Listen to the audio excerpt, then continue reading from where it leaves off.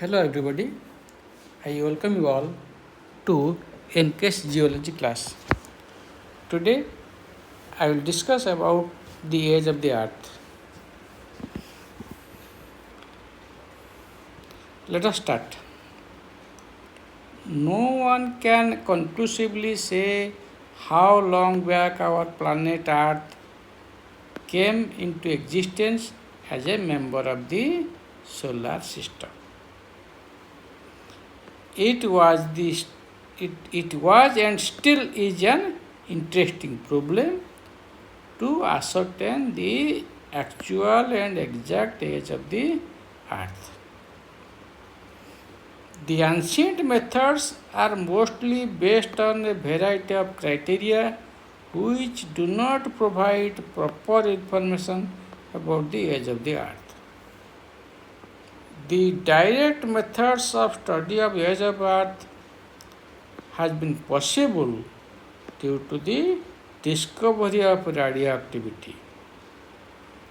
It presents a more or less accurate picture of the age of the rocks of the earth's crust and hence on the age of the earth. So, up to the discovery of radioactivity, the age that was determined for the rocks or for the age of the earth, they were not based on accurate methods. They are all based upon indirect methods. So let us discuss these ancient methods, then we will discuss about the modern methods which are based upon radioactivity. So what are the ancient methods of age determination of the earth? They are based upon rate of sedimentation, rate of increase of salinity of the oceans, rate of cooling of the earth, organic evolution, bulb sediments. So these are some of the ancient methods by which the age of the earth has been determined.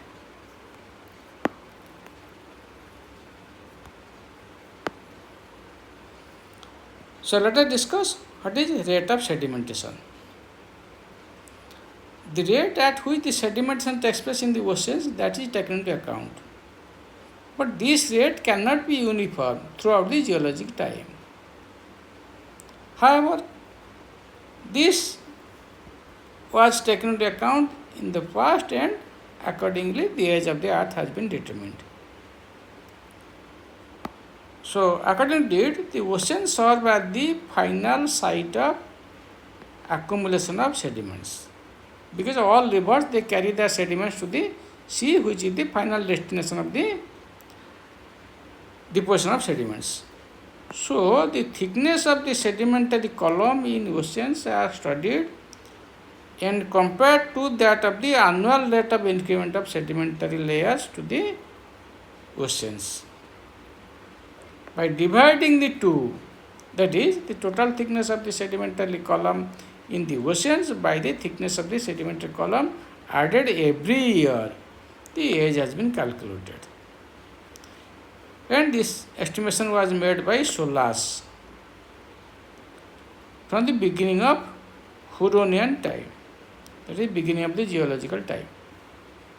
It is considered that for deposition of 30 centimeter sedimentary layer, it takes about 755 years according to Solas. So on this basis, the Cambrian sedimentation has been estimated to take place over 500 million years. This method of estimation can never be reliable because the rate of sedimentation can never be uniform throughout the geologic time.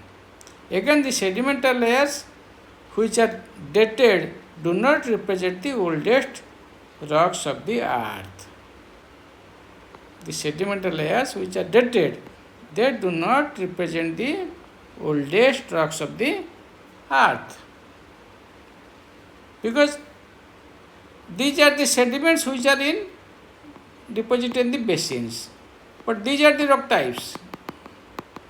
These are the rock types from which sediments are derived and they have been deposited here. So this is older than this. So this the surrounding rock, age of the surrounding rocks have not been taken into account. That's why this method of determining the age of the earth is not correct. Then let us discuss about the rate of increase of salinity in sea, how salinity is responsible. So the first formed oceans of the earth were fresh and free from salts. With passage of time, weathering and erosion from land contributed different salts, mostly sodium, to the ocean water, as a result of which ocean water gradually became saline.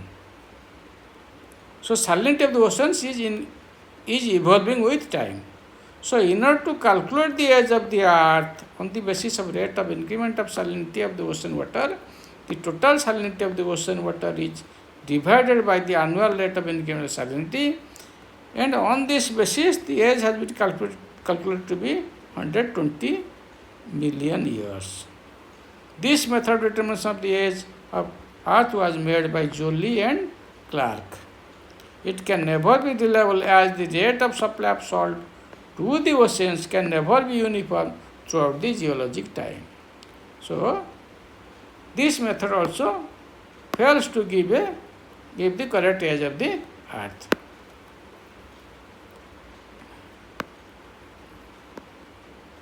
Then let us discuss about the rate of cooling of the earth.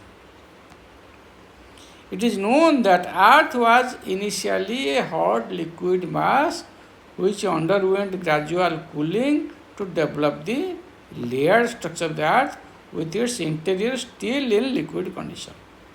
We know that the outer core of the earth is in liquid state.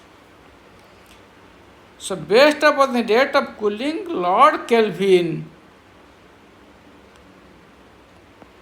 William Thomson, he calculated the age of the earth to be 20 to 40 million years. According to him, earth cooled by conduction only, and there was no internal heat source to influence the rate of cooling. He did not take into account the radioactive heat, as radioactive was not discovered by the time he made the calculation of the age of the earth. He assumed the initial temperature of the earth to be 3900 degrees centigrade, and from that he has estimated the age of the earth to be between 20 to 40 million years. 20 to 40 million years, not billion years. So, his method of estimation is not correct, because the assumption that Earth's temperature was 3900 degrees centigrade, it is not correct. Earth is supposed to have originated from the sun. The outermost temperature of the sun is around 6000 degrees centigrade. So, it can never give a correct result. So, it is not accepted.